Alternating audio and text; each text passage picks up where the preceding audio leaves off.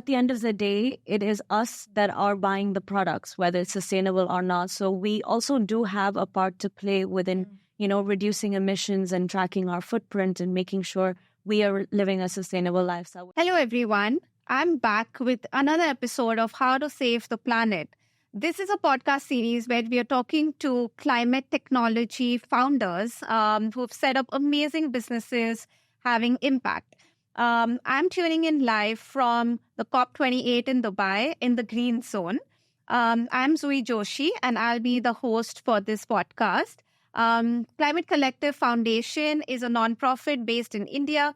We support climate technology startups scale up. We've supported about 862 startups in South Asia, Southeast Asia, and Africa.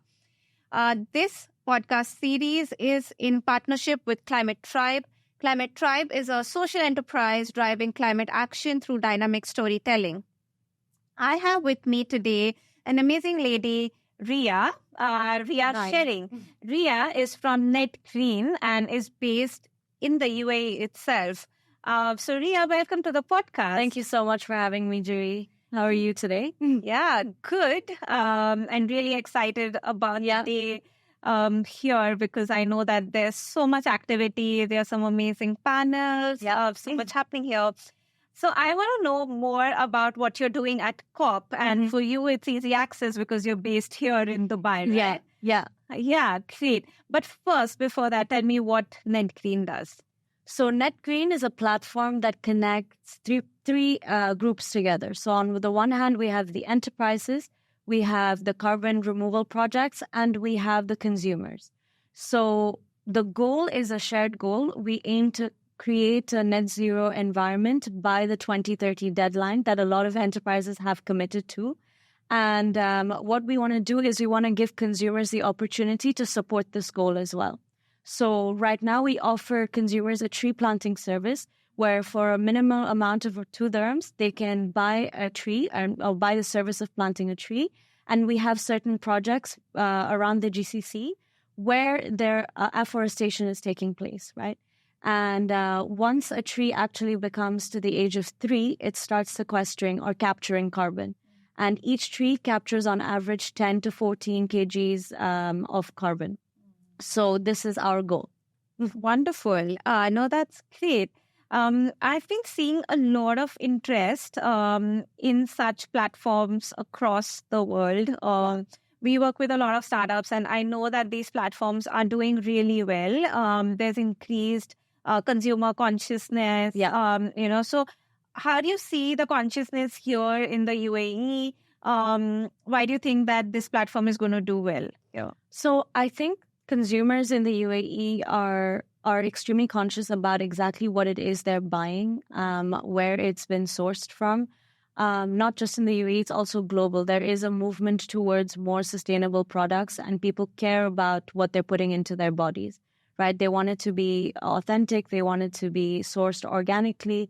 So I think it's a global movement towards sustainability, which is why there's so much, or you see so many startups within this space. And I think it's amazing that young founders also are getting in within the space of climate action. And a lot of the bigger businesses are now having, whole departments dedicated to just building sustainable innovation and sustainable research and development to turn their products better for the environment.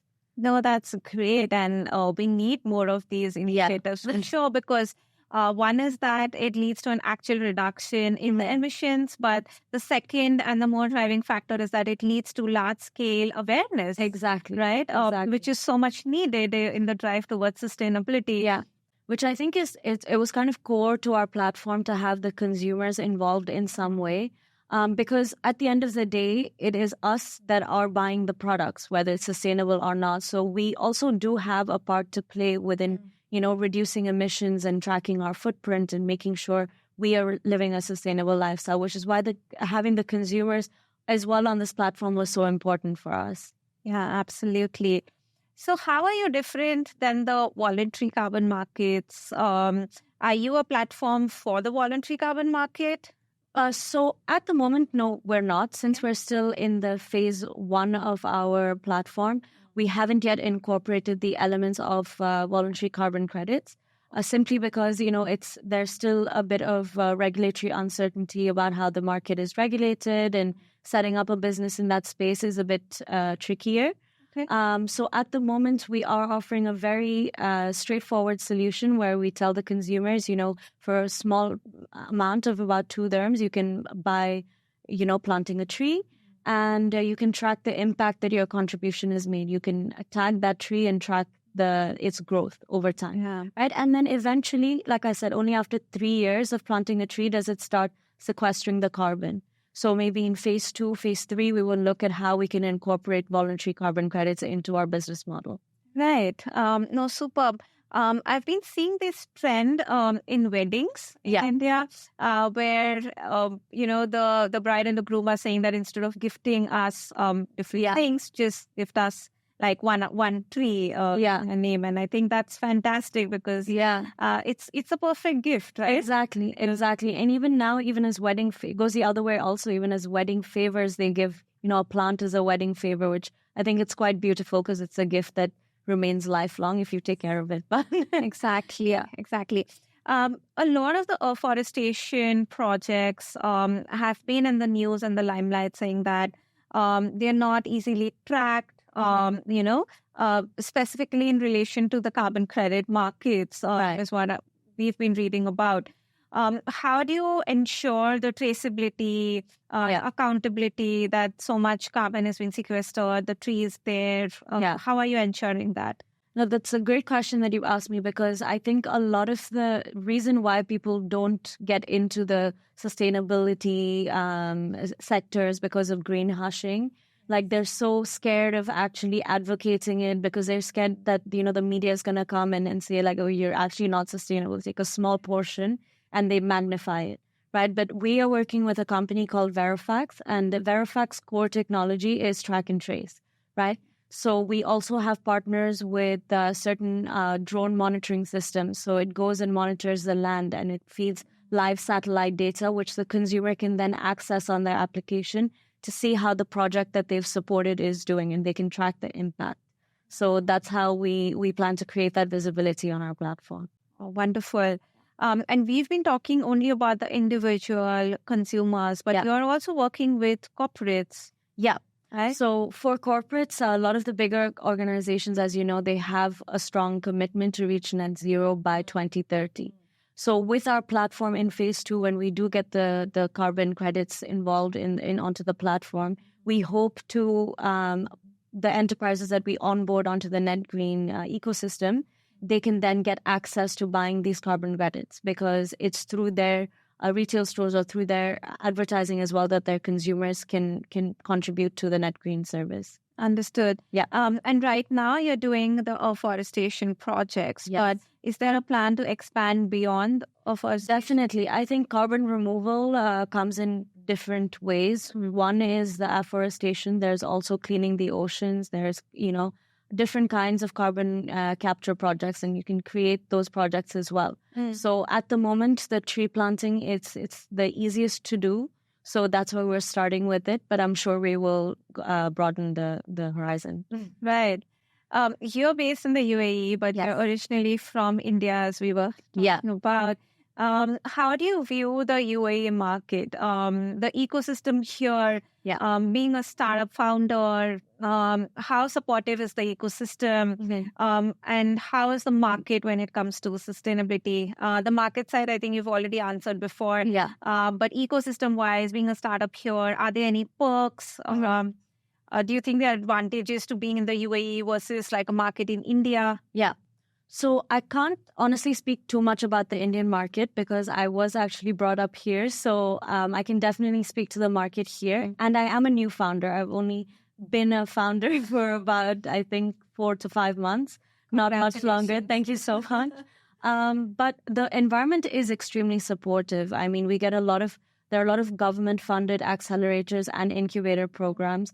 The company that I work for is set up in Abu Dhabi with Hub 71 as its accelerator, and Netgreen is currently working with a program called MAN Incubator Program, And they give us weekly coaching sessions on how to build your pitch decks, how to present to investors, how to create sales decks, branding. So it's really very supportive here. And I think because the population here is still quite on the younger side, you get a lot more innovation in a place like this. Yeah. No, wonderful. And you mentioned that you're a new co-founder. Yeah. Tell me a little bit about your journey. Yeah. How did you come to be a co-founder, and that too in the sustainability space? Right. So my co-founder, her name is Nisreen Shaddad. She is from Yemen. So Nisreen actually is the head of sustainability at our partner company, Verofax. And the technology is powered by Verofax. So we started our journey together at Verofax and quickly came to realize that actually sustainability should be, an entrepreneurship. It should be its own standalone business. And I am a lot more interested in when it comes to brand marketing and consumer engagement. So we sort of put both our interests together and came up with this solution and to drive the world to net zero. Wonderful. So you are a women-led startup. Yes, right? Completely. Our technical lead is also a woman, Archana. She's amazing. She's also from India. Wonderful. And I mean, I work a lot with women. I run something called Women in Climate Entrepreneurship Initiative. Okay. And what I've seen is that even though a lot of women are in tech, women don't choose to be founders as much as men. So what are your thoughts? Was it a difficult decision? Because there's a risk involved in being an entrepreneur, right? Yeah. There's an inherent risk. Did you view that as a risk? Do you think, and also you have other women co-founders, you have other women in your team. Yeah. Is it a barrier in any way? So to be honest, I have been fortunate enough to work mainly in women-led organizations, which is it's a blessing. Most of the companies I've worked for have been mostly women. But actually, the decision to become a founder, I never thought, okay, being a woman is going to be different from being a man. That's not something that I factored in when I took up this decision. I did it more because it's something that was of interest to me, and I thought it's going to be an amazing learning opportunity as well to set something up and then, take it forward. And I'd love to see it grow into something much bigger. Yeah. So it was more the excitement of, starting a new business that got me interested in this. Wonderful. And so glad to see more women at startups come into the space, because I think we need that space for women to be leaders, women driving the way and having a say in the whole drive and transition to sustainability. And I don't think it's just in the startup environment. Like, I've been on several meetings with big Fortune 100 companies when it's, mainly women in the meeting. And I remember once I was talking to a major food and beverage company and it was all women. And I just took a screenshot. I was like, this is so amazing to see that everyone in the decision-making, stance is a woman. And it's really good to see. Yeah. That's wonderful. Yeah. Really great. You're here in Dubai, you're based here, and COP is here. Yeah. Have you been to any other COPs before? No, this is my first one. And I'm so lucky that actually it's in Dubai. I live like 15 minutes away, so it's easy for me to get here also. But it's also my first day at COP today. Oh, wow. Okay. So, and I can already see the excitement. And I think coming to COP, it's easier to talk to people because everybody's kind of here for one reason, and which is sustainability, and everyone's speaking the same language. So it's easier to have a conversation here. Wonderful. And did you see in the lead up to COP, because you were here, was there a lot of buzz in the sustainability segment? Yeah. Was there a lot of planning? Like how was the atmosphere before COP? Because we have seen it only from the outside, and I think we were just busy planning on how to reach here. So you must be knowing behind the scenes what was happening. I mean, it was definitely a bit chaotic. I think it always gets a bit chaotic before a big event, but you could feel the buzz kind of in the environment. Every company was talking about COP. What are we going to do for COP? There were so many events leading up to COP, especially with the Ministry of Climate Change in the UAE. They organize several events, several talks, panel talks. So there's always been a conversation leading up to this event. Oh, wonderful. So it did bring up sustainability very strongly this year. Exactly. I believe the year, I think it was last year or this year, I don't want to get it wrong, but it was the year of sustainability of the UAE. So the country is definitely very focused on, creating a sustainable environment in the middle of a desert, but we're doing it. Yes, and it's wonderful. I think this COP is so well managed. It's been wonderful to see what all has been put up, the scale of it, and Dubai being Dubai, it's massive. Exactly. And it's so wonderful to see that. And this Expo City is done so well.